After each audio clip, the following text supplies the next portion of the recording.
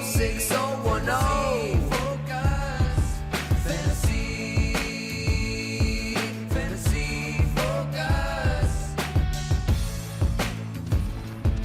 and welcome to Fantasy Focus Football presented by Boost Mobile. My name is Daniel Dopp, here with my two best friends, Yates and Mike Clay.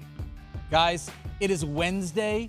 We are into the double-digit weeks of fantasy football. We've been saying this for a little bit. We're more than halfway through the season. Can I offer something up? Did you notice how when you said my two best friends, Yates and Mike Clay, Mike just became the most stoic individual of all time? He didn't react. You know why? Because he was waiting for the other shoe to drop. He was. And what do you think so far? It hasn't dropped no so shoe far? dropping. No, there's no shoe dropping in this episode. I'm here to be able to choose joy and choose love today. I love being able to do this with my two best friends on a daily basis. I believe him. I'm taking him at his word. Yeah. All right, we'll see. I feel like you just set me up for something here. Well, I'm not setting you sometimes up. you got to play the long game, Mike. Shoe is maybe literally going to Daniel fall out is. of the Yeah. rafters. Oh man, what a day! Yeah, it's halfway through. It's wild, Right? Mike and I were talking about this yesterday. I don't know. Maybe it was a couple days ago. I can't quite recall when it was. It's been every day is a long day since COVID, I feel like. But do fans feel like the second half of the fantasy season goes slower than the first half? I'd be curious to our listeners and our watchers out there right now if they feel like that's the case. And we were trying to figure out exactly why. Could be, we live in the Northeast, so it gets exceptionally dark very early here. It's going to be cold. Not today. Beautiful 80-degree day here in lovely Connecticut. But it gets cold. It gets dark early. That might be part of it. The holidays come around. But yeah, man, it feels like this season has flown by, and here we are, and I've yet to lose a fantasy game at the start of week 10. Wow, you're that good? Yeah, you're like the Mike Clay of Red Zone. I'm not playing. I'm not playing any leagues this year. That's how That's it's what it happening. is. Yeah. I'm on a red zone heater. I don't know what it is. It's like we were just talking about before the show how the Lions had a couple of years as you were growing up where like variants would go well for them and they'd get to like 9 or 10 wins. That's like how red zone's going this year. You have been crushing it in runs. I don't think you have had a losing week in They went red zone. 5-5 in week 2 after the perfect That week. So. just from a numbers perspective, I'll let you know moving forward. That's not a losing week, Mike Clay. Yeah. You're right. I didn't know that. I don't know number stuff. Yeah, so that's you've been doing really well. We really need to be able to bring it on. In case you do not watch us, Fantasy Football Now every Sunday morning, 10 a.m. Eastern, usually on ESPN2. Back on ESPN2 this week. Hey, guys, we're going to talk about Mike Williams to the Steelers. We got some ranking talk. Christian McCaffrey is back. But I got to be honest with you guys. I want to shout out Shohei Ohtani. Yeah. I mean, well, him and I have been talking recently. Did you guys see that Shohei yesterday underwent successful arthroscopic surgery on a torn labrum for a left shoulder dislocation? You know anything about that? Well, interestingly enough, he didn't miss any games in the World Series. He didn't miss any at-bats in the World Series, and it kind of reminds me of me. I mean, think about it. I tear my labrum and dislocate my shoulder, Friday in the Bahamas. Did I miss the Q&A? You did not. Hours later? Nope. I did not. No, you didn't. Did I miss the Q&A and the drafts on Saturday? You did not. I did not. Did I fly home? Now, Mike was way up in first class, and I didn't have the chance to sit in first class because Mike wouldn't give me a seat. But the next day, was I there? I was there. Hey, even Stefania on your side in this one, talking about how bad your dislocation was. I'm sure Shohei had it looked at much quicker than you did. His was popped back in quite literally on the spot. Mine had a few hours of just hanging by my side. Daniel tried to console me. Mike did not. Mike was making dad jokes at my expense. But yeah, so I just wanted to give some credit where it's due to Shohei. Like, him and I have always had a lot in common, and now I know that we have even more in common. The poll can decide if we want to put a poll up there. What's more impressive, continuing to play in the World Series or continuing to podcast? I think that's a really good poll. Yeah, and he can. That's the guy that can pitch and hit, right? Yeah. Yes. Like Field can host a show and maybe do. Do you have another skill? What's your other skill? Honestly, I've become pretty darn good at one-hand diaper changing. One-hand diaper now changing. I'm back to two hands now. So again, the I same got good thing. at that. Both. Yeah. You ever just do it one-handed just to keep the chops up in case that ever Just in happens? case I don't ever want to go back to one-arm thing. It's actually pretty funny. And we have to go to football in 30 seconds, but I do laugh at this. My older daughter, who's almost 3, her favorite, she's becoming a little bit, she's getting those instincts now of caring for others. And she's been into changing the diaper of her baby dolls. Oh. And I went downstairs. I went downstairs this morning, and there's a baby with the most loosely wrapped diaper of all time, just covered in butt paste. Oh, no. Head to toe. Like, this is like when Daddy does my diapers. Yeah, exactly. The whole thing is like completely. It looks like a ghost now. Yeah, get used to that. The girls will be doing that for a long time. It just Helps, like, cracked me house up, and kitchen and cooking and dolls. Yeah, It's like the now. back of the butt paste thing says like use half of a dime worth for a child, and that's like more than enough. Meanwhile, this baby is just lathered. It's just like covered in it. Oh, that's I don't even know how long she was sitting there doing it. Probably sitting there for like 30 minutes, just like more butt cream, more butt cream. She was having a blast though. Being she loved it. Yeah, she loved it. All right, Yeah, Mike you're just getting Williams. started. Yeah, we are. Yeah. All right, speaking of just getting started, let's dive into the show, guys. We got a couple of trades like you had talked about. I do want to ask this. Mike Williams traded from the Jets. This is not a big surprise. It felt like he was on his way out from New York, but going to the Steelers. Well, I hate to say that I told you so stuff, but we said this on Thursday. Remember, I said he loves doing that. I know, yeah. Thursday before the game when the Jets played on Thursday Night Football, on the show, you guys made a call. I said, I think I'd add Mike Williams to the end of your bench just in case he gets traded, right? And he ends up going to Pittsburgh. And so I don't think that Mike Williams, not this weekend at least, I don't think that Mike Williams is a lock, like top 25 wide receiver rest of the season. No. Definitely not. But you could do worse as an end of bench stash than Mike Williams now going to the Pittsburgh Steelers for a couple of reasons. First of all, they did need a number 2 wideout, right? It's been the smorgasbord of Calvin Austin and Van Jefferson and Roman Wilson hasn't even played their third-round pick. He's been banged up and just hasn't really earned his stripes as of yet. But a couple of things that interest me. I know that people are going to say, is it that pass-heavy of an offense? It is not. But looking ahead, the Steelers do hit this part of their schedule where they might need to throw the football more, right? It does start this weekend, I would argue, against the Commanders. The Steelers are so good on defense. It may never be like a 35-31 type of game, but we saw them play a very pass-heavy game against the Colts earlier on this season. The rest of the schedule includes the Commanders this weekend, 2 games against the Ravens. They can move the ball against anybody, right? 2 games against the Bengals. They can move the ball pretty darn well. The Eagles, the Chiefs, 2 teams. The Eagles are an excellent offense. The Chiefs kind of finding their way. This could be a pass-heavier offense the rest of the way than it has been so far. Yeah, they're calling the 4th run-heaviest offense this season. A little bit of that is Justin Fields was in there, but they're still leaning towards the run even with Russell Wilson. It's only been 2 games. He certainly helps the pass volume for sure because he's not going to run as much naturally. He's not going to scramble as much, so that helps. They do have the 4th easiest schedule for receivers going forward, to your point. I've talked about that with George Pickens the last couple of weeks. However, we've had such a hard time with Arthur Smith offenses supporting one pass catcher in fantasy. Really fair, yeah. I don't know how Mike Williams gets to consistent value. Just think about the Steelers are dead last in receiver targets this season. Some of that's that they have George Pickens. Is that a no one chicken else. versus egg thing? No, no doubt about it. However, Atlanta during his 3 years there was last by 92 targets over anyone else. Tennessee was 28th in wide receiver targets during 2019 to 20 when he was there. I mean, it's a trend. Like they don't feature the receivers. They're like the only team I think that I have projected with 4 tight ends to receive at least 1 target this week. I mean, because they utilize those other positions. So I don't love it. I think that maybe in 12-team leagues, maybe he's like a dart throw flex most weeks, but I think we're going to be ranking him in the 40s most weeks. So I'll just say this is relative, and you weren't on the waiver wire show yesterday, but I know you were obviously dialed in on the waiver wire. We were talking about how it's borderline bone dry right now. Oh my God, right? it's awful. So Yeah. through the prism of like Mike Williams, who would you rather? And this is just like a totally random way. I don't need like a definitive hard stance, but like rest of the season, do you feel like much stronger about Mike Williams or Xavier Legette?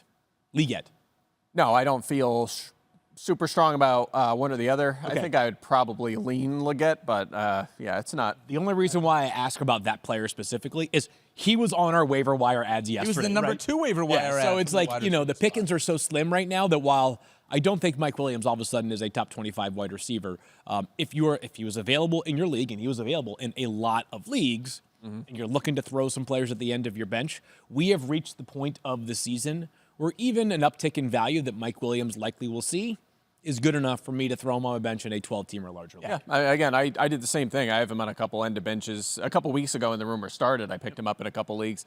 I would say I'm not shocked that he got traded. We were talking about it, but also the Jets don't have your guy Allen Lazard for a while. They're suddenly a little short with depth at wide receiver. So Did you guys see Aaron Rodgers' reaction to the trade? It was I missed that. Yeah, live on Matt. Yeah, I got this general sense that like Rodgers was cool. Like he wasn't at all disrespectful to Mike, But you could tell, like, my interpretation was just like, yeah, the chemistry just wasn't formed there. Right. And, like, while Mike is correct, they're now thin at wide receiver 3, that, Mike probably wasn't going to have a meaningful role in this offense this year. The Jets, by the way, they get off some money. They get a draft pick back. Important to a team that's going to need to really nail the draft in coming seasons because they have a lot of expensive players already. And they're going to have guys like Sauce Gardner and Garrett Wilson who are going to start to make a whole lot more money than they currently do as well. Yeah, so go ahead. That draft pick might be able to help him win a Super Bowl for you, Mike, this year, right? Because he'll be able to at least be out there on the field. Yeah, who knows? I think it made a sense a little bit from positioning of players, too, because now you have Adams and Wilson on the inside, and everyone else is a slot guy with Gibson and Malachi Corley. Despite the boneheaded play last week, they want to get him more work. And, of course, when Lazard comes back, third round. He's inside as well. So, we'll see what they try to do. But for a team that's all in for this year, mildly surprising, but basically it was like Williams out, Adams in. That was my only thought for a team that was supposedly all in this year to get rid of a wide receiver when you're already a little bit loose at the depth spot with Lazard going on IR. I was bummed, Mike, because you basically took the snark out of what I was going to say here. It's like anytime I can have a wide receiver 2 in an Arthur Smith-led offense is exactly what I'm Exactly, yeah. That's my thought. I get you. Can't. And receiver, I know we've had a ton of injuries, but it's still deep. I mean, it's a deep position. Not as deep as running back right now, which is a topic we should get into this week at some point, but it's just, I don't know. It's deeper than running back. Running back had just a different kind of depth, I would argue. Yeah, I would agree with that.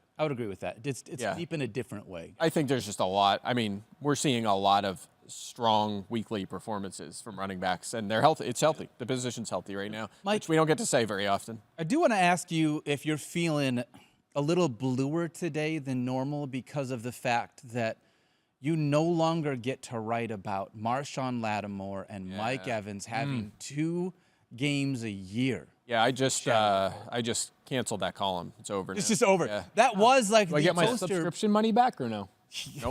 Nope. We keep that money. Oh, yep. Dang. Yeah, but you're an auto renewal too, so it's over, and it's really It's hard. an auto renewal. It's really hard. It's really hard to get out of that. You make that complicated on purpose. So. Like them emails, you ever do the unsubscribe because you're getting, and it just doesn't work. Yes. Like what? I don't understand. I've gone through all the processes. Yeah. I realize this is not a huge fantasy topic, but we would always talk about Marshon Lattimore being able to be one of the top shadow corners in the NFL, especially against Mike Evans.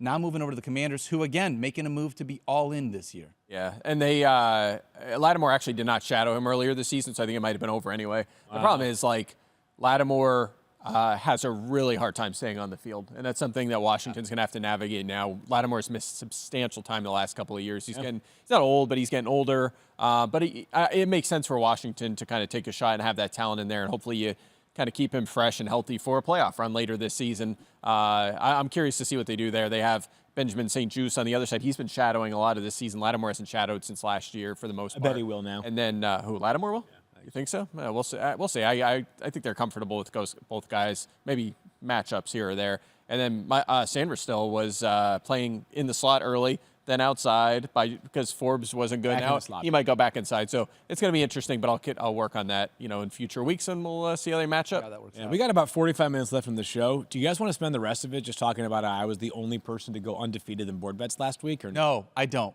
I don't want to talk about it. Okay. No. All right. Just thought we could. But. Let's dive into it real quick. We'll pay our debts. Yeah. We had a couple of board bets. I had one against Mike. I mean, Mike was the only person to go winless in board bets. Okay. That's true. You know what's funny about this one? Go ahead. You say it first. I'll explain what's funny about this. Question was, does Kirk Cousins finish inside or outside the top 9? I had him as quarterback 11 for the week. I think you guys had him as 5 or 6. I said he finished outside the top 9. He finished as quarterback 15. Yeah. So what's funny about it is last week you and I had a Jared Goff board bet. Yes. And Jared Goff threw 3 touchdowns. Yes. And I still won because he finished like 20th or something. Kirk Cousins threw for 280 yards and 3 touchdowns. 3 touchdowns. But a negative 11 rushing yards and ended up outside the top 9 somehow in what was a strong week for quarterbacks. So we both got burnt by the exact same thing 2 weeks in a row. So yeah. I started him in FF now. I have no complaints about that. He still had a pretty good. He had like 18 points. Yeah, the actual fantasy point output was not disappointing, but if you just look at the number of where he finished at the position, I couldn't believe I lost. I was like, what? He really didn't finish top 10 with 3 touchdowns and almost 300 yards, but I love it. Sure Crazy. Enough. Yeah. We had one other board bet between me and Field. Who had a better week 9? Baker Mayfield or Patrick Mahomes? Again, Baker Mayfield had 18 fantasy points, and he was quarterback 13. It's not like he wasn't good for you, but Mahomes, his first top 10 finish since week 7 of last year. Field, you definitely took home the trophy on that one. I'll take it. Yeah, I'll take it. And I don't think this is like necessarily a guarantee of things to come for Patrick Mahomes. If you are the person that has been rostering him, and I get it, like it was hard to move off of Patrick. It just will always be hard to move off of Patrick Mahomes as your starting quarterback, especially when it's like he still can have nights like this. They're 8-0. He's accepted as the best player on the planet. So you're not guaranteeing that things are going to get better in future weeks to the extent that they were this past Monday night. But like what you're telling yourself is like, there's at least a chance that like, hey, now they've got Travis Kelce and DeAndre Hopkins. Kareem Hunt's running the football well. Xavier Worthy, he's sort of there. Still on the team. Maybe Juju's back soon. Remember, before he got hurt, he was kicking butt too. Like, maybe this offense like kind of comes together a little bit in future weeks, and Patrick Mahomes can be like quarterback 8 or 9 fairly often. Yeah, you're right. That happens. I had so many matchup swing with Hopkins. Really? There was ones where I was like, I was either against him or had him in a bunch of leagues, and he won me one. Another one, I had a huge lead and lost because of Hopkins by like 2 points. So that was it was good to see, though. I mean, it's nice to see them have a number one and actually deliver. So, Sure, yeah. Although we're going to get to it at some point. But are we doing that today? Is he on our list today or later this week? I don't believe he's on the later list this today. week. A little bit later this week. Pat Surtain this week. Yeah. Tough. Not So we'll talk about that over the next 48 hours. Rank? Yeah, let's get into some Frank. wide receiver Frank, why not? conversations, my friends. It's wide receiver rankings here on Wednesday. Mike wants to tank. I want to rank. Let's talk 1 through 10 here, and we're going to start at the top. As we always do, number 1 wide receiver on our boards for rankings. Justin Jefferson, wide receiver 1. Jamar Chase, Malik Neighbors, Garrett Wilson, and CeeDee Lamb round out the top 5. Drake London, Nico Collins, Amon-Ra St. Brown, Devontae Adams, and A.J. Brown round out the top 10. Field, you mentioned yesterday on Nico Collins. I just want to say it does not seem definitive that we're going to see him this week. Still waiting for like the official I just word. wanted to check Twitter to see if we've heard anything. They practice at, I think, 1:25 Central today, maybe 12:25 Central. So we'll have probably a bit more information this afternoon. I don't, Mike, I could have been misreading into something, but I know you keep up with the transactions as much as anybody. It caught my eye that they designated 2 players to return to practice on Monday, and one of them was not Nico. So we'll see, but that's not the player we're going to talk about right now. It's a different wide receiver from the state of Texas. Dude, Dak Prescott going on IR. You think? What is? Yeah, we assume we were Definitely given out the this tea leaves that it's going to happen. But but not going to. Jerry said it's definitely possible. They haven't made the move yet, which could be as simple as the semantics. Maybe they want to see how he recovers throughout the week, because if he looks good, not good enough to play, but if he's steadily improving by Saturday at 4 p.m. Eastern time, they may say, you know what? Let's hope he can be back in 2 or 3 games and not put him on IR. Yeah. Yesterday on the show, Mike, Field went through a bunch of stats where CeeDee Lamb had Cooper Rush as his quarterback. I want to know, when you're looking at the projections for Week 10, how does having Cooper Rush under center affect CeeDee Lamb for your projections? Yeah, so not having Dak, it's a downgrade, no doubt. There's a reason Cooper Rush is 30 and has been a backup in the NFL that whole time. He's a downgrade from Dak Prescott, so that matters, and his efficiency in his career shows that. You're right, when Rush has been in there, CeeDee Lamb has had big games. I know on Twitter you posted the game log, and there was actually a game the season before, one game where Dak was out, and he also had a big game that week as well. So he's been consistently good, 8+ targets in all those games. So I won't get back into that, but the Eagles give me have more been credit if you want. What? You can continue to give me credit if you want. No, you nailed it. Go at Field Yates. He needs more followers, so give him a follow. He does. Check out his terrible jokes and his interesting nuggets and reports from around the league. Thank you. And get his follower count up, all right? I mean, If there's one person on the show that needs to get his follower count up, it's definitely Field Yates. Yeah. that's right. I agree. So that's what I'm saying. He needs some help out there. So do that. But yeah, what I wanted to talk about is Eagles defense. Like, remember a couple of years ago, the Eagles with Bradbury and Slay and Maddox, like they were an elite pass defense. They were like back, the Jets baby. now. Yeah. Yeah, they are back over the last month. I know the schedule hasn't been that tough, but fewest fantasy points to receivers over the last 4 weeks, 3rd fewest to the outside, 2nd fewest to the slot. The last 4 receiver rooms they have faced, none of them cleared 113 yards. They had 1 total touchdown. And there were some good ones in there, including Malik Neighbors, Brian Thomas. I know he wasn't fully healthy last week. Browns and Bengals were the other 2. The only one receiver during that span has reached 9 fantasy points. That was Jamar Chase, who had 20. I mean, they sort of held him in check for Jamar Chase's purposes. I mean, they've been a lot better. So it's a tougher matchup than usual. CeeDee Lamb is CeeDee Lamb, though, and we've said he's been fine with Cooper Rush. We're not super worried about him. Obviously, we're avoiding the other receivers here, but he's the only guy I think you could feel really confident in this Cowboys offense right now. I was a little shocked, to be honest, when I was looking through CeeDee Lamb's stats, because with how bad Dallas and their offense has been this year, I wouldn't have guessed that CeeDee Lamb was still wide receiver 4 on the season. Fine. He's been helped by some recent games, which have certainly boosted the cause. Last 3 games, 14 targets, 17 targets, 13 targets. Exactly. That's the volume that you're looking for. Yeah, I mean, unless you're afraid of Jonathan Mingo sucking up all the targets away from CeeDee Lamb, which you are not. Did you talk about that yesterday? We did. Oh my God, I know. All right. Anyway, I can't believe that trade. Same. But anyways, we digress. Cowboys are all in, Mike.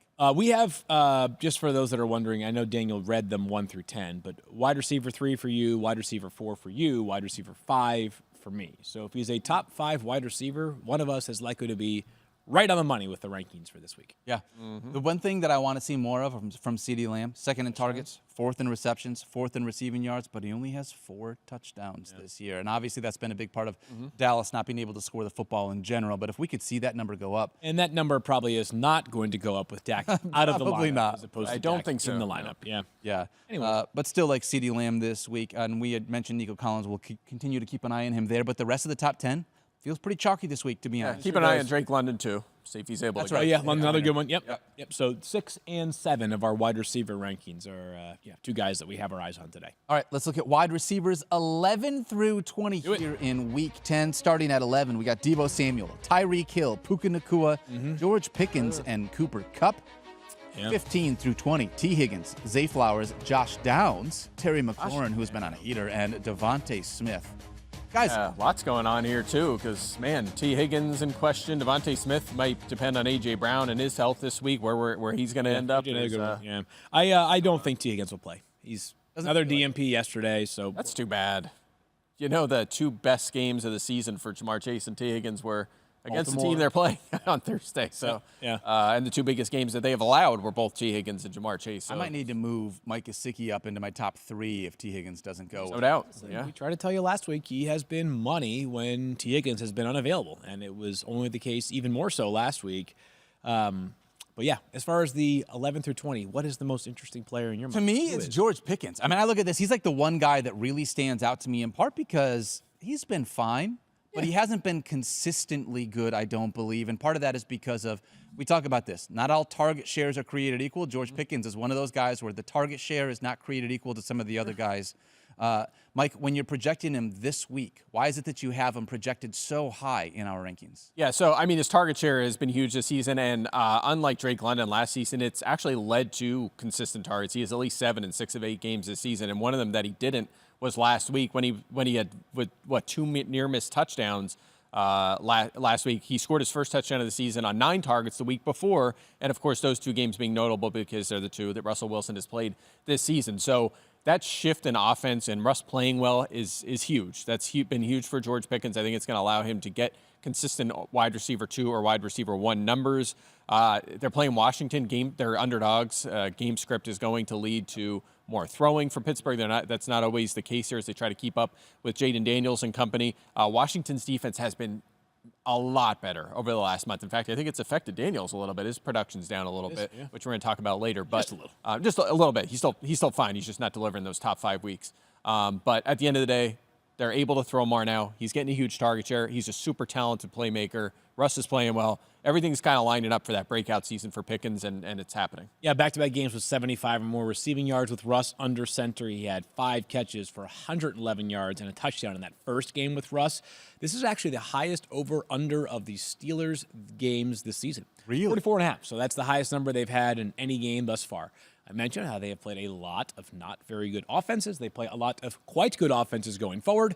So it's possible that 44.5 becomes like a relatively frequent number for Pittsburgh going forward. But as Mike was alluding to, the possibility of game script working in George Pickens' favor is strong.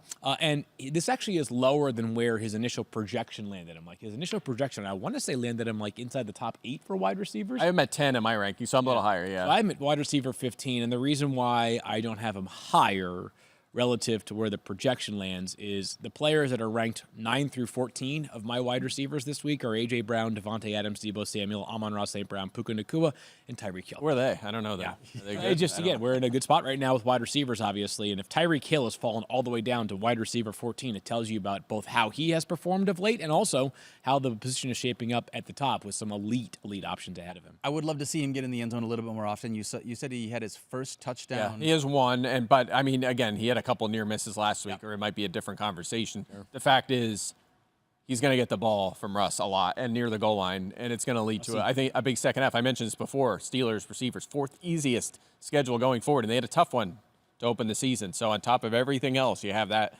boding well. I mean, Pickens has league winner potential here. I mean, where you drafted him, there's a lot to love right now. He's tied for 5th in the NFL in end zone targets, so he is getting some opportunities there. Hopefully now with Russ that can. I'm pumped. If I have Pickens, I'm pumped for the second half here. Yep, love it. All right, that's the top 20 at the wide receiver spot. Let's dive into a couple of running backs, guys, because running back has been a very strong position, at least at the top of the running back heap so far this year. And we're going to have somebody else coming back that we have been waiting for. How damn time. Running backs 1 through 5, Bijan Robinson, Saquon Barkley, Alvin Kamara, Devon Achane, and Christian McCaffrey rounds out the top 5. 6 through 10, Derrick Henry, Joe Mixon, Jonathan Taylor, Kyron Williams, and Breece Hall. How can we not talk about Christian McCaffrey? Anyone. Look at that list. 10 guys you feel great about. That's awesome. In your RB1 slot.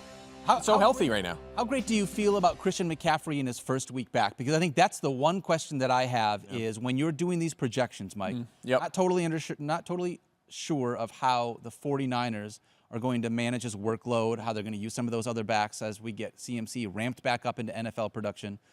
Where you have him for your projection this week? So I scaled him back for sure. I think he's going to defer probably some additional carries to Jordan Mason in his first game back. Probably still will be plenty involved in the passing game, but it's Christian McCaffrey. Even if you take away 5 to 8 touches, he's still going to be a strong RB1. I mean, think about how he just dominated the position last season. A reason to move him down a little further might be just the fact that the position is so strong right now. That's fine, but still, where are we going to move him? 12? Like, you're still starting him. If Christian McCaffrey plays, you're starting him, and on top of all that, it is a great matchup against the Buccaneers. So he could have 12 touches and have a good fantasy day against a team that's allowed 9 touchdowns and the 5th most fantasy points to running backs in the Tampa Bay Buccaneers. So I think that's the messaging here. It's a yes or no here, right? It's do you start him or do you not start him? It doesn't really matter if we rank him 1st or 15th. The answer is yes. 100% agree with everything that you just said. I would be starting him as well. The only thing that I wanted to add to this conversation is I would not be surprised if it's Isaac Guerrero as RB2 for rather than Jordan Mason. I can just see that. He's trending up. Mason's been banged up. Wouldn't surprise not that you're starting either of those players, but if CMC is back, you may get to the point where you're saying to yourself, I need to stash only the clear backup to CMC, and it might end up being Guerrero, who has leapfrogged Jordan Mason, despite how great Jordan Mason was early on in the season. Yeah, that's funny you say that because it doesn't really feel like it, but Jordan Mason hasn't had a double-digit fantasy game since week 4. It's crazy, It's been a while. We're in week 10, so he really slipped off. So you're right. They have been up there in, 49ers running backs have had a ton of rush attempts this year. They've been, at the top of the board. They've also done really well in rushing yards. But they have 14 combined receptions between Jordan Mason That'll change now. and Isaac Guerrero. CMC might have that in the first exactly. right? Seriously. Exactly what I was going to say. That would be running back 36 on the season. And by the way, they only have 4 combined touchdowns at the running back spot. So that feels like those are 2 things that we know CMC does exceptionally well that the 49ers offense just in general has been lacking. CMC had his fewest receptions per game last season, and he had 67 on the year. Yeah. That was his fewest per game in a single season of his entire career. So even if it's not 7 this week 1, wouldn't surprise any of us if he goes for 13 carries and 4 catches on Sunday. No doubt. Tampa. Yep. I think that would be a great projection, actually. 13 carries, around 65 yards, 4 receptions for around 36 yards. That's about what I was thinking. Yeah, somewhere in there. You should do our projections. What's funny is I actually didn't. I wasn't even.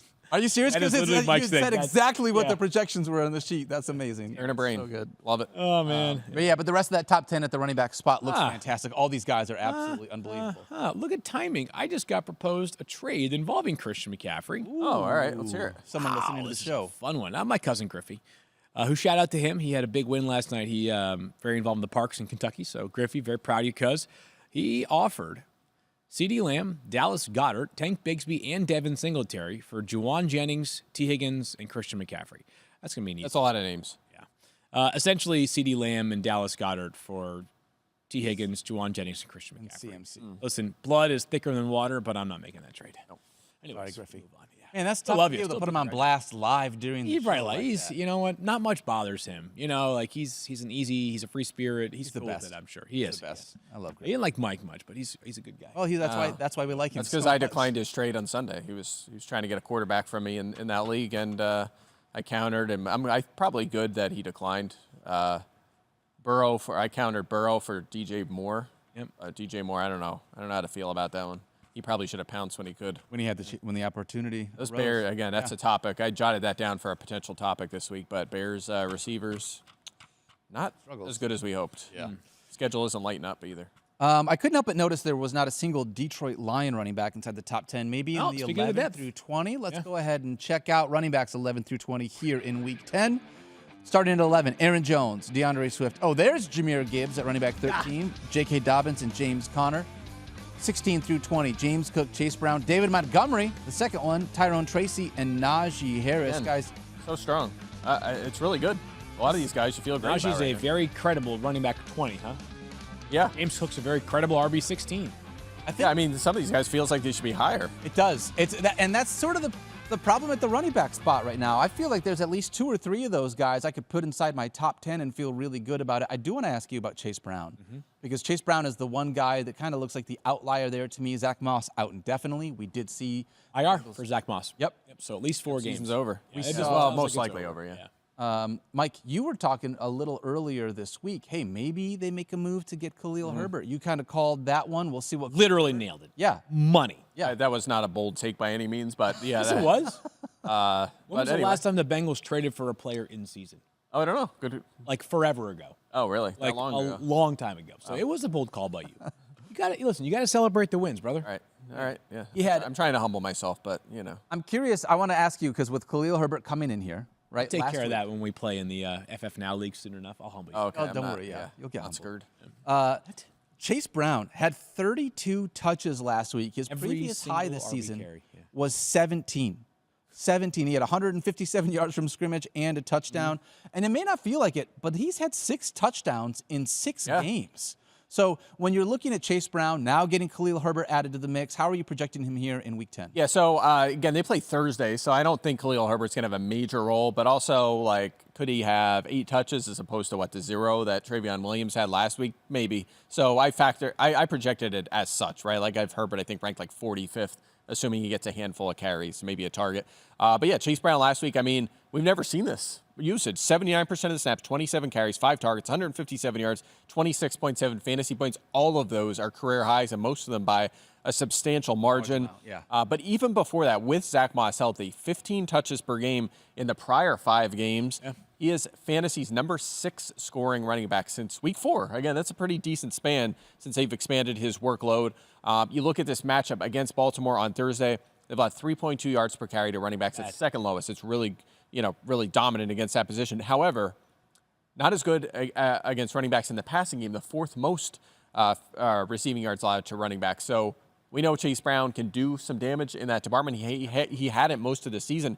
But again, last week had a career high 5 targets. So maybe that workload expands. We know that's within his skill set. So I feel great about Brown. He should be considered a lineup lock this week. We'll see what Khalil Herbert does down the road. But for the short term, it's definitely Chase Brown's backfield. It feels like it might be just one more game of this kind of utilization. Right, I think that the Bengals made that trade acknowledging that they needed to take some of the work off of Chase Brown. And I have got to to, be honest with you, I know that Khalil Herbert has been there for about 10 minutes right now, but it does feel like there's a real chance that he just takes over the role that Zach Moss had as Zach Moss was fading away a little bit. I'm not saying he's going to be the lead back for them, but if Travion Williams, who's been there for 4 years now, can't get a single offensive touch last week, why should we think that's going to change going forward after trading for Khalil Herbert? And Kendall Milton, brought it from the practice squad last week, was a solid player at Georgia, but also did not see a carry this past week. So Chase Brown, I don't think is going to fall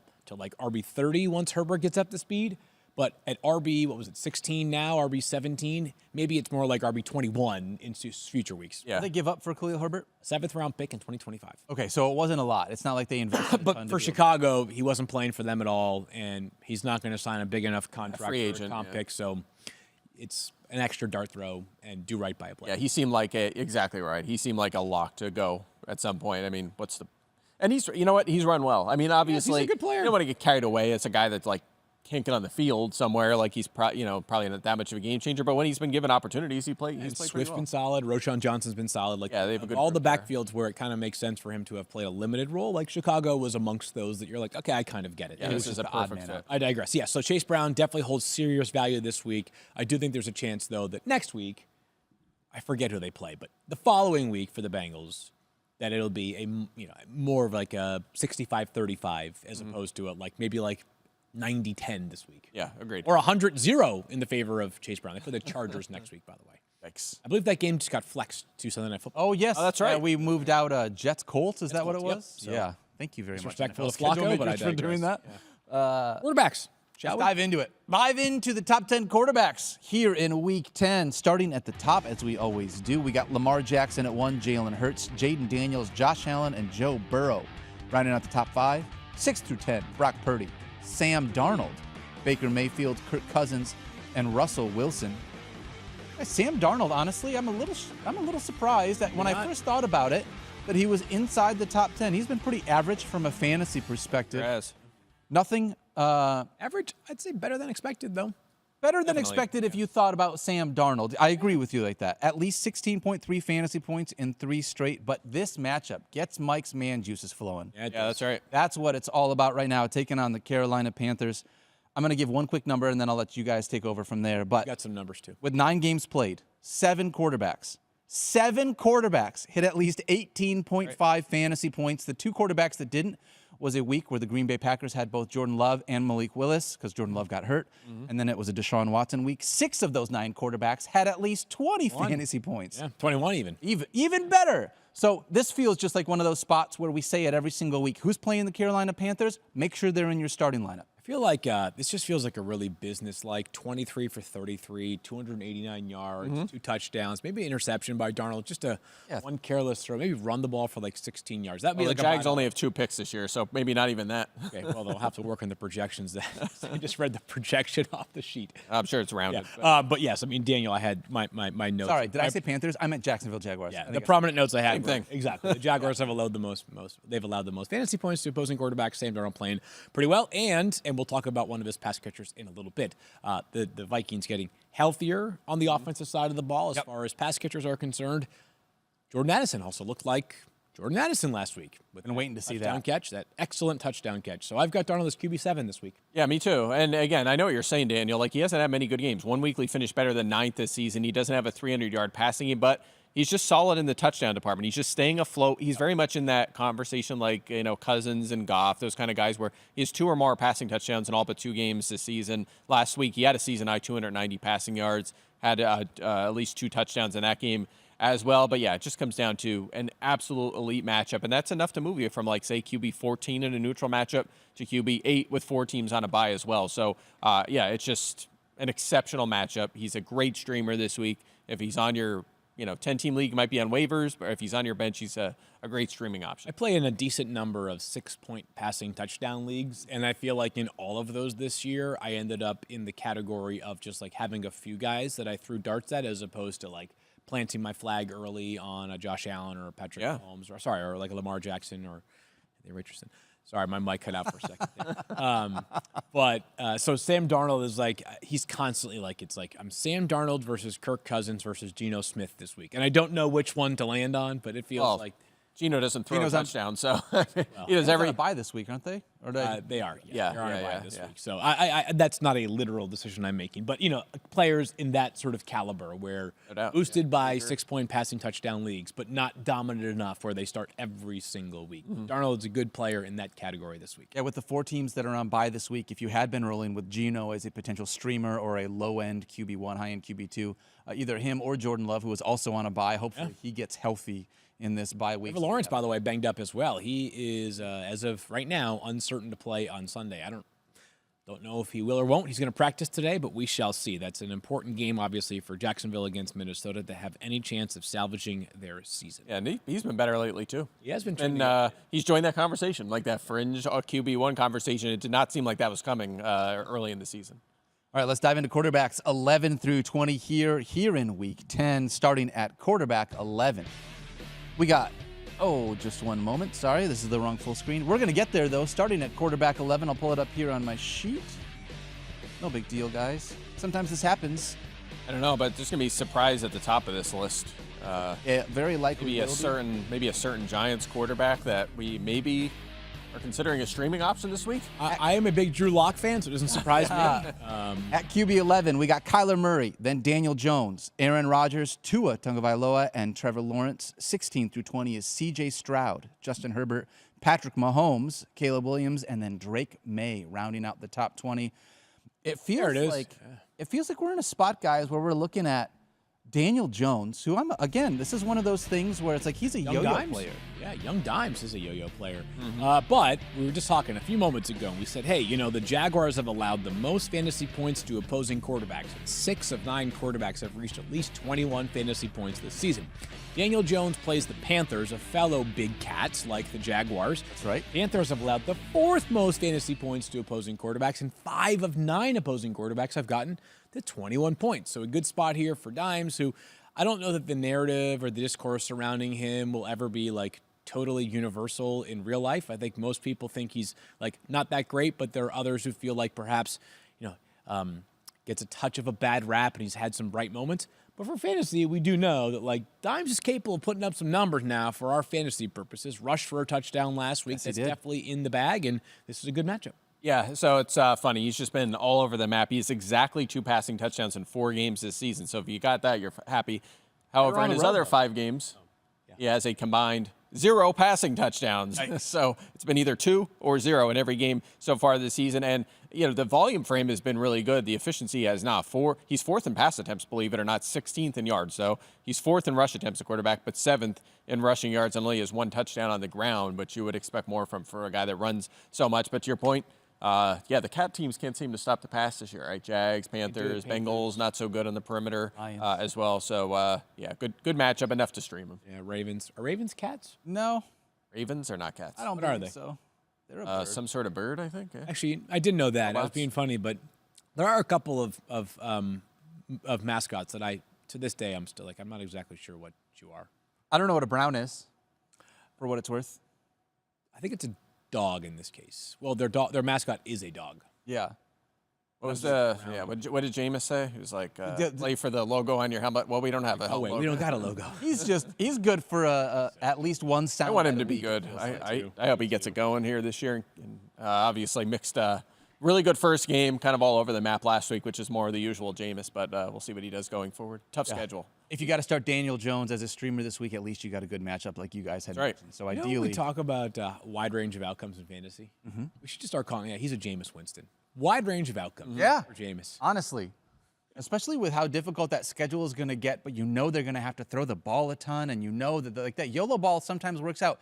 We've been saying this already. Mike, you weren't here the last 2 days, but garbage time fantasy points might be our favorite kind of fantasy points in the NFL because they're the best. Yeah. Man, you're coming towards the second half of the game. You're like, man, this guy has been underperforming. But don't worry, they're down by 25, and he's still going to throw for 200 yards somehow in the fourth quarter. Yeah, it depends who the player is and who the play caller is. But yeah, it worked for the Browns last week as someone who has a little investment in Cedric Tillman. That felt pretty good to get to steal a touchdown there. And still, because of that, Tillman is the #1 scoring fantasy wide receiver over the last 3 weeks because of that last drive. Yeah. I love that. Just thinking of Jameis here for a second. I heard the best story on Part of My Take recently. Shout out to the boys. Bruce Arians was telling the story about how, obviously, we know famously Jameis had the 30 touchdown, 30 interception season. Is this the LASIK tweet? And he got the LASIK. Yeah. And he was like, Bruce was like, yeah, Jameis got his LASIK. And he came back, and the first thing he said was, Bruce, I thought you were black. I thought you were just being polite when you introduced me to all your friends that way. That was like, that was so funny. That was hilarious. God, Jameis. That guy is wild. Jameis is he's a character for sure. Sure is. All right, let's dive into some tight ends here because we have had some resurgency at the tight end position. It started out a little slow this year, but it's gotten a little bit better here for fantasy managers. Tight ends, so far in Week 10, when we look at these rankings, we're going to start at the top. Tight end 1, George Kittle. He's back. Travis Kelce, tight end 2. Cade Otton, Dalton Kincaid, Trey McBride round out the top 5. Evan Ingram, TJ Hawkinson, Hunter Henry, Jake Ferguson, and Kyle Pitts round out the top 10. Mike, I got to ask you. We saw TJ Hawkinson back his first week. Just as a reminder, for those that did not either play fantasy last year or just forgot, TJ Hawkinson is a baller. He had double-digit fantasy points in 12 of his 14 healthy games last year. So in his first game back, I had him at 32 snaps and 23 routes run. I think the Vikings had just over 70 offensive snaps. So yeah, he played 45%. A little under half. Okay, cool. How are you projecting that number to rise here in Week 10? Yeah, I think it'll be substantially higher. It might not be 95%, but maybe 70% this week and a few extra targets, and that's going to be enough to deliver tight end 1 numbers for a player that's good. On top of that, a good matchup. Jacksonville, 5 touchdowns. It's second most to tight ends, also the 10th most fantasy points to tight ends. So a decent matchup here. Hawkinson should play more. It was good to see him get almost a half dozen targets in that game. Now, something to keep in mind is he's had his fantasy breakout with Kirk Cousins. This is a new quarterback. We don't know for sure what level he's going to be relied on from Sam Darnold, but at the end of the day, he's too good to not deliver tight end 1 numbers. I think you just, if you took that shot and you have him, you're starting him. I don't know if the NFL counts targets. I don't believe they do, and the play is nullified by a penalty. But I think Hawkinson had even one more that was called back because of a penalty. But he did, not counting that extra target, had a saw a target on 17.4% of his routes run last week. That's a pretty good number there. That's like, if you end up running 30 routes, 35 routes, 40 routes in a game, which is possible. You could see between, 6, 7, 8 targets. So a guy who, so talented. And we've seen this a lot. There have been a lot of examples, including trades where a guy has been limited in week 1, second week, prepared for takeoff. DeAndre Hopkins, probably the most notable example. Yep. I'll be very curious tomorrow night how much Deontay Johnson plays. Yeah. Deontay's just different because, like, in Hopkins' case, like, he goes to Kansas City who desperately needed him, right? Deontay, it's not like Baltimore is desperate for help on the offensive side. Exactly. Of the ball. Yeah.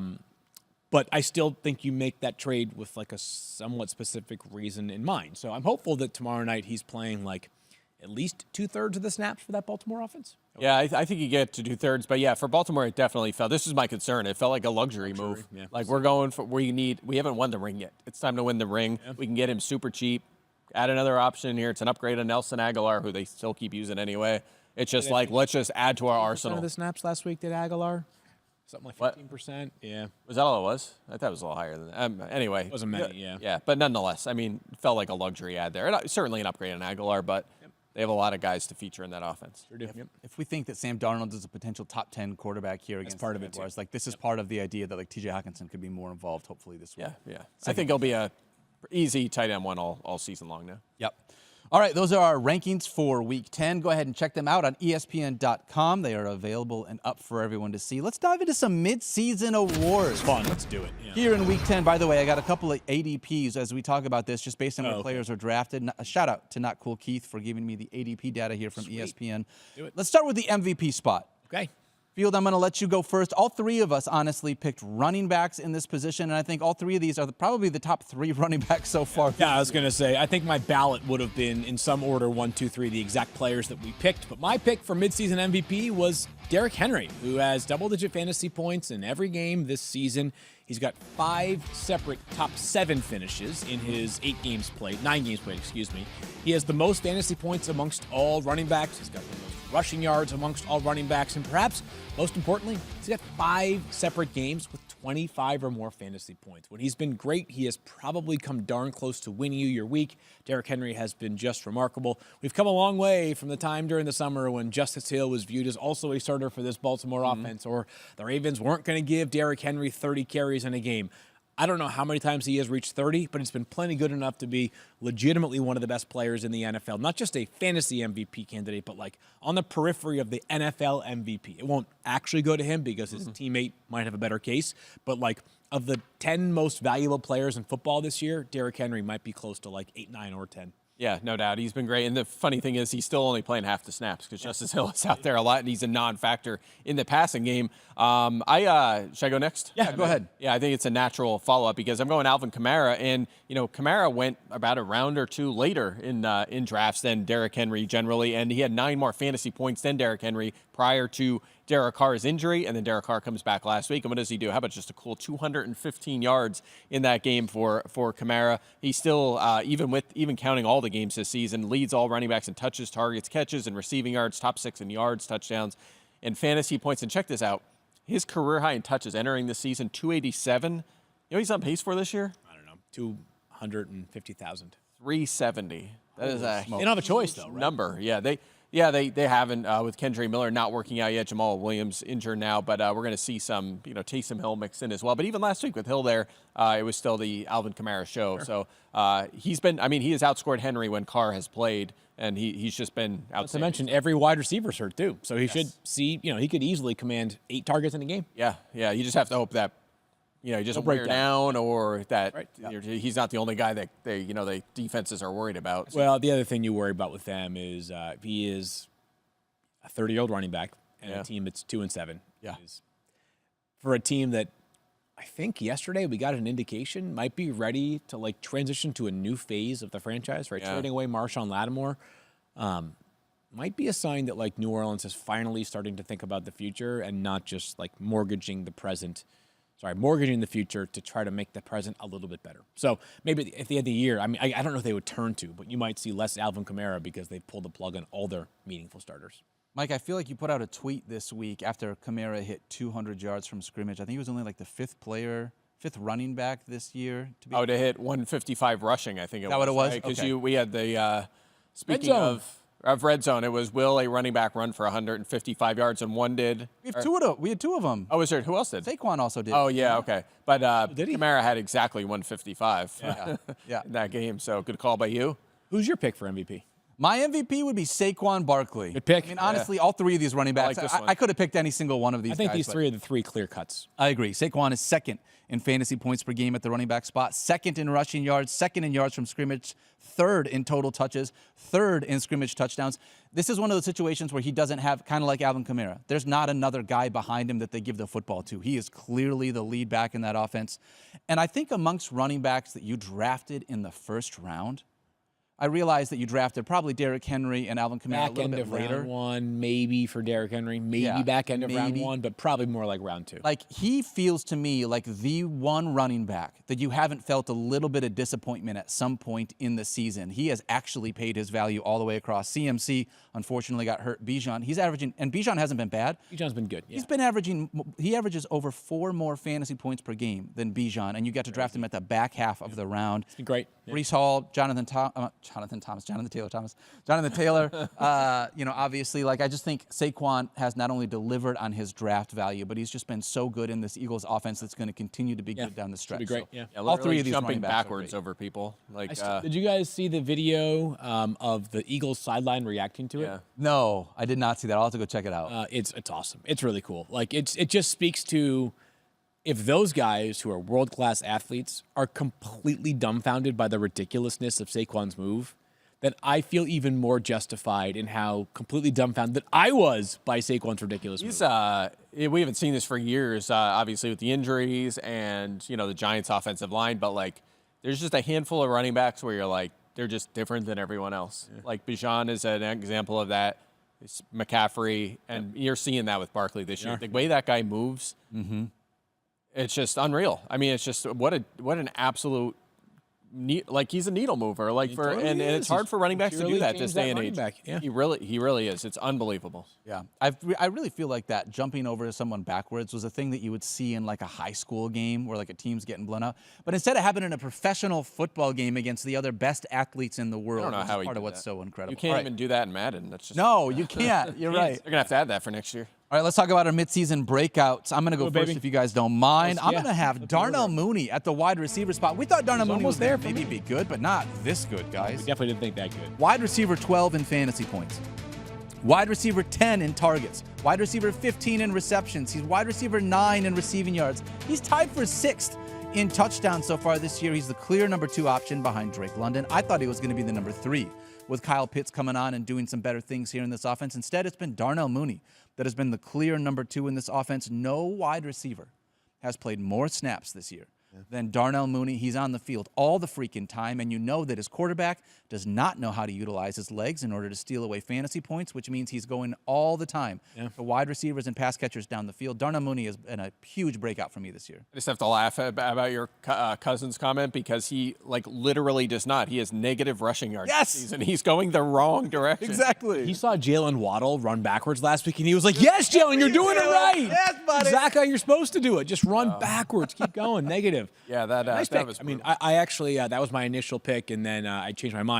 So we're thinking the same way here. And I think Mike's pick. I think Mike had the correct pick, except I decided, and there was no rule one way or the other. I decided to not vote for a rookie. I agree with you. Oh, okay. I feel like which is fine. This guy was so.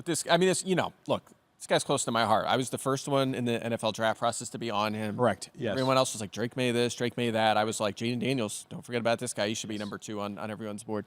That was, of course, Field Yates. Well done, sir.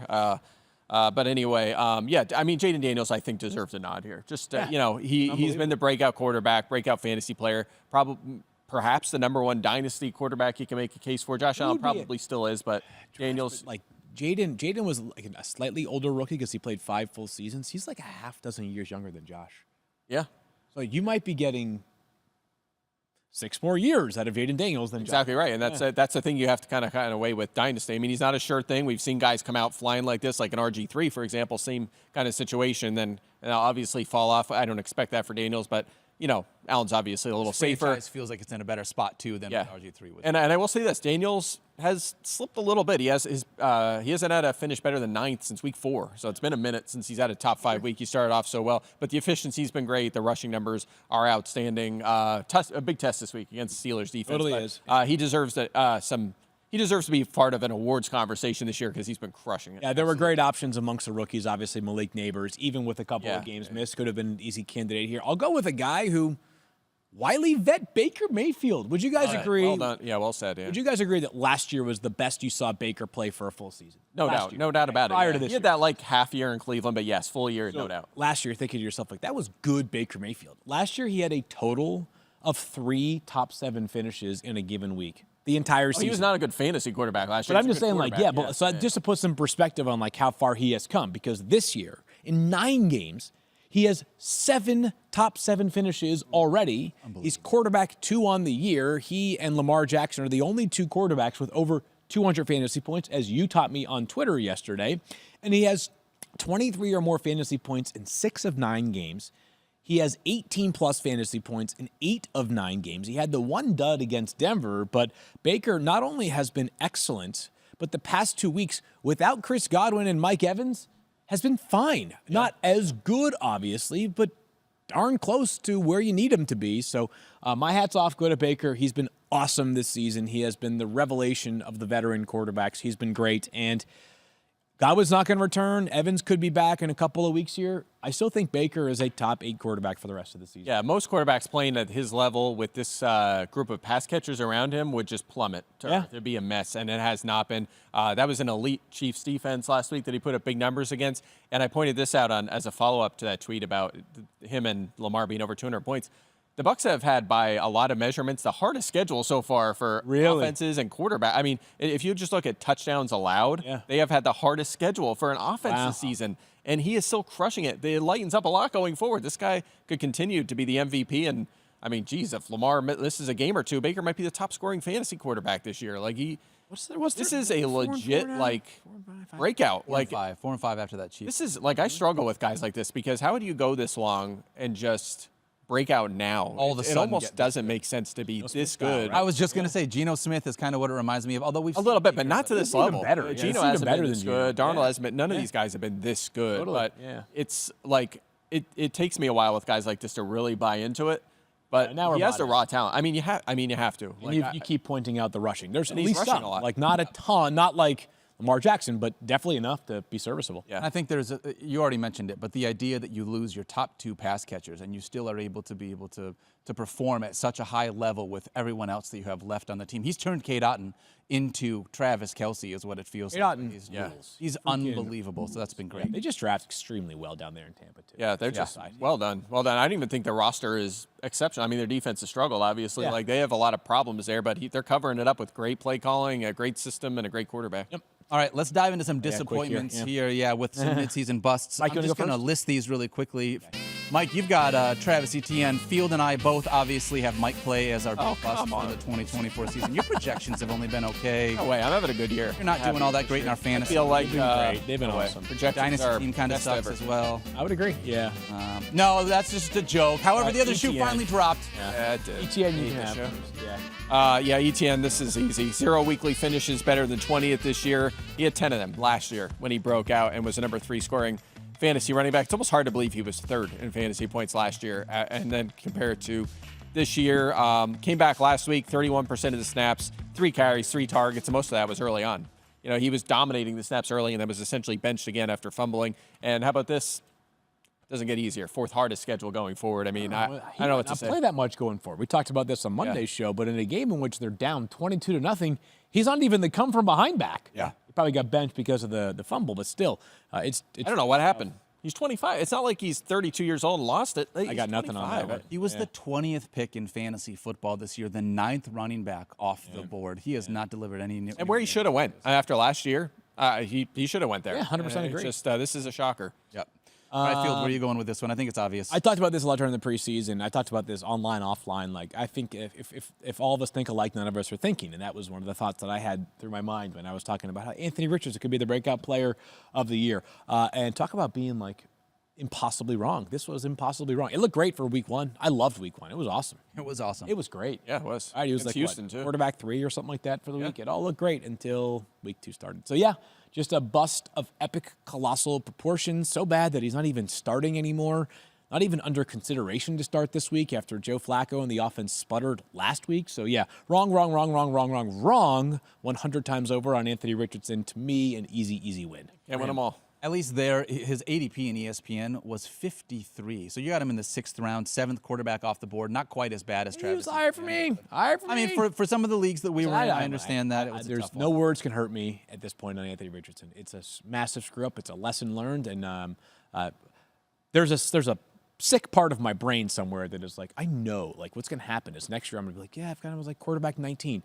He's going to be the best quarterback in fantasy. Unbelievable. Right? That's exactly what's going to happen. That's how it works, just for the record. At least there's hope now that we're seeing some of these high pedigree quarterbacks take a while and break out. So maybe sometime down the road. But, look, we all but you're right. That is the best way to treat it because, like, I'm having that same thing with the Jets, being so high in the Jets. Like, you say, all right, where'd I go wrong? I got to fix this going forward. And you just take the L and you got to move forward. You can't just keep letting it kill you, We're not going to get everything right, Trust me. Far from it, people.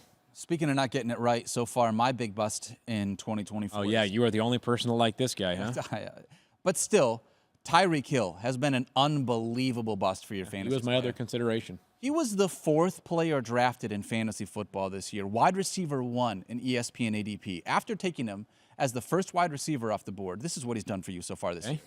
Wide receiver 31 in fantasy points. Wide receiver 25 in targets, 27 in receptions, 58 in receiving yards.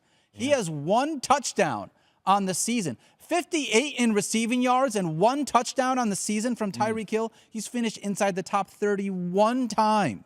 And he's only got 1 game over 13.5 fantasy points. If you are still in the playoff hunt and Tyreek Hill is on your team, it's in spite of Tyreek Hill, not because of Tyreek Hill. I think for a guy that was drafted at the very top of his position, I'm not sure there is a worse bust at the position than Tyreek Hill. Because at least Anthony Richardson, when you talk about him, like I said, quarterback 7 based on ESPN ADP. So I like on Richardson, I appreciate you trying to like make me feel a little bit less bad about it.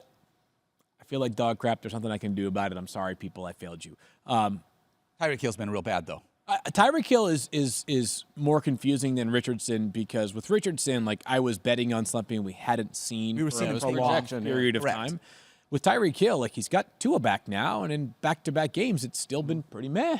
Yeah, I'm thinking about this just popped up as you were talking through this. There was like an episode of this show in like August where I picked Tyreek Hill as a bust for this year, and you guys gave it to me big time. And now I'm thinking about I got to pull that episode up. Oh, you're gonna have to go back run that clip a little bit. Yeah. Interesting. My explanation was I want those top 3 running backs. He's going too early in the first round. Okay. I'm not drafting him at all, and you guys gave it to me for that. So I like, Mike, that saying. you're thinking about going back to watch an episode in August, but then like on the shows you're not on like Mondays and Tuesdays. Like, Oh, no, I don't watch those. no, you're just not even interested. I appreciate You know what? I actually do recall that conversation now. Good job by you. You're nailing it. Yeah. I just criticized myself for one you got wrong. You got to remember the winners too, right? That's right. You got to humble yourself, but also you got to Celebrate the small wins. I think That's exactly right. Jason You got to do Tatum's- both. Yep. You got to do both. That's how you get better. Yeah, we'll obviously have a full end of year award ceremony that we give out to people, but this week, you'll be in midway. It's a mid-season. We got a prep done for that show. That's good. It'll be the holidays. We're not going to, so We got want to knock talk that more down. positive things as much as we can in that one. All right, that's going to do it for today. Another great rankings show here on Wednesday. Thank you so much to this show being presented by Boost Mobile. We appreciate you guys. Don't forget to love each other. Be kind to yourself. You deserve it. We love you. Thank you so much for hanging out with us. We will see you back here on Thursday.